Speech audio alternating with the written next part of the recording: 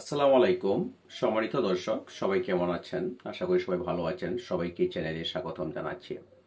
অনেকেই প্রশ্ন করে থাকেন যে একটি মামলা কতদিনের ভিতরে নিষ্পত্তি হবে বা মামলা এত দেরিতে কেন নিষ্পত্তি হচ্ছে, এরকম প্রশ্ন অনেকেই করে থাকেন।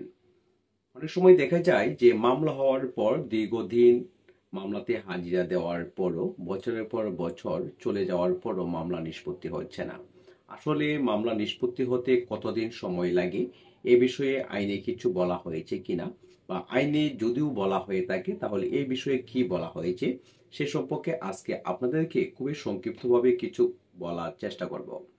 সম্মানিত দর্শক, আপনারা যে যেখান থেকে এই মুহূর্তে আমার ভিডিওটি দেখছেন, অবশ্যই ভিডিওটি আপনারা অন্যদের মাঝে শেয়ার করে দিবেন এবং দেখার সুযোগ করে দিবেন, এবং আপনারা নিয়মিতভাবে আমার এই চ্যানেল থেকে আইন বিষয়ক ভিডিও আপনারা পেয়ে থাকবেন।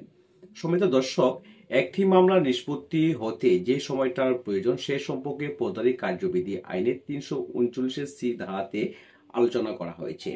সেখানে বলা হয়েছে যখন কোনো মামলার বিচার কার্য শুরু হয়ে যাবে, সেই বিচার কার্য শুরু হওয়ার পর থেকে যদি মামলাটি ম্যাজিস্ট্রেট আদালতে হয়ে থাকে তাহলে ১৮০ কার্যের ভিতরে বিচার কার্য শেষ করতে হবে, আইনে এটা বলা হয়েছে।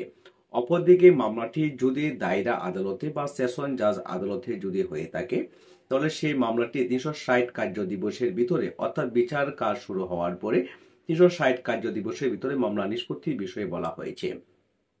তাহলে আইনে বলা হয়েছে ম্যাজিস্ট্রেট আদালতে যদি কোনো মামলা থাকে তাহলে সেই মামলাটা নিষ্পত্তি হবে বিচার কাজ ১৮০ কার্য দিবসে, এবং যদি মামলাটি দায়রা বা সেশন আদালতে যদি হয়ে থাকে তাহলে সেই মামলাটি ৩৬০ কার্য দিবসের ভিতরে নিষ্পত্তি কথা বলা হয়েছে।